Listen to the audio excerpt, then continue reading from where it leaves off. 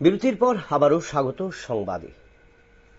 গ্রীষ্মের ছুটি শুরু হয়েছে এবং এরই মধ্যে রাজ্য ক্রিকেট সংস্থার উদ্যোগে শুরু হবে বিভিন্ন ক্রিকেট প্রতিযোগিতা।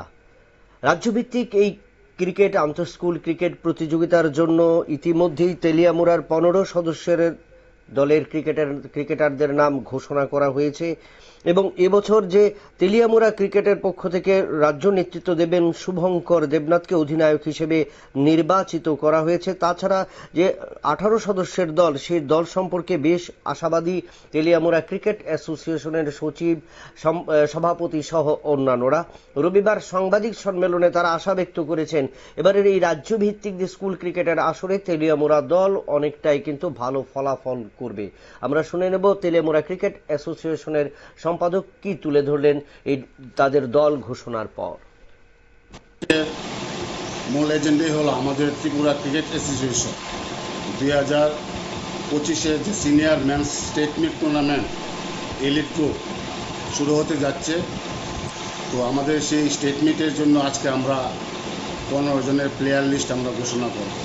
আপনারা অবগত আছেন, গত বছর আমাদের তেলিয়ামুড়া ক্রিকেট অ্যাসোসিয়েশন ত্রিপুরা রাজ্যে প্লেট গ্রুপে চ্যাম্পিয়নশিপ হয়েছে।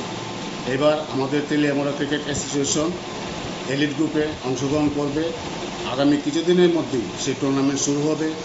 আজকে আমরা আমাদের তেলিয়ামুড়া ক্রিকেট অ্যাসোসিয়েশন আমাদের সিনিয়র মেন্স টুর্নামেন্টের জন্য আমরা 15 জনের প্লেয়ার লিস্ট আমরা ঘোষণা করব। 15 জন এই প্লেয়ারের মধ্যে যারা যারা আছেন: শুভম ঘোষ, পামির দেবনাথ, দুর্লভ রায়, শুভঙ্কর দেবনাথ, মিন্টু দেবনাথ, বিমানজিৎ দাস, হৃদয়জিৎ সাহা, রনক দাস, উৎপল রুদ্রপাল, পৃথ্বীরাজ গোপ, প্রীতম দেবনাথ, ওমকার মল্লিক, অর্জুন দাস, অঙ্কুর দেবনাথ, অসিত দাস। এর মধ্যে আমরা শুভঙ্কর দেবনাথকে আমরা ক্যাপ্টেন এবং শুভম ঘোষকে আমরা ভাইস ক্যাপ্টেন হিসেবে আমরা নির্বাচিত করেছি। এখানে হৃদয়জিৎ সাহা এবং মিন্টু দেবনাথকে আমরা উইকেট কিপার হিসেবে আমরা রেখেছি। তো আমরা আশা করি আমাদের যে এইবার যে টিম লিস্ট আমাদের টুর্নামেন্ট কমিটি এবং সিলেকশন কমিটি যে টিম লিস্ট বানিয়েছে, অত্যন্ত ভালো একটা টিম তৈরি হয়েছে। আমরা আশা রাখবো এবার এলিট গ্রুপে আমরা চ্যাম্পিয়ন হব। এই কথাগুলি বলে আজকে আমাদের যে টেস্ট মিট। আচ্ছা, বোলিং অলরাউন্ডার কতজন আছে আর ব্যাটিং অলরাউন্ডার কতজন আছে? বোলিং অলরাউন্ডার, ব্যাটিং অলরাউন্ডার, আমরা তেলিয়ামুড়া ক্রিকেট অ্যাসোসিয়েশন পুঙ্খানুপুঙ্খভাবে আমরা বিবেচনা করে আমরা যে 15 জনের টিম লিস্ট আমরা তৈরি করেছি, এর মধ্যে আমরা ব্যাটসম্যান হিসেবে আমরা 5 জনকে আমরা সিলেকশন করেছি। বাকি যে 5 জন আমরা বেস্ট বোলার, তারা এখানের মধ্যে 3 জন অলরাউন্ডার আছেন, আমরা এইভাবে সিলেকশন করেছি।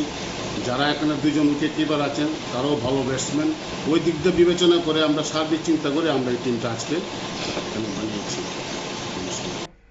আপনারা শুনলেন তেলিয়ামুড়া ক্রিকেট অ্যাসোসিয়েশনের সচিব নন্দন রায়ের বক্তব্য। সিনিয়র এলিট গ্রুপের যে ক্রিকেট টুর্নামেন্ট শুরু হবে এই গ্রীষ্মের ছুটিতে এবং রাজ্যভিত্তিক এই আসরে গত বছর তেলিয়ামুড়া দল চ্যাম্পিয়ন হয়েছিল।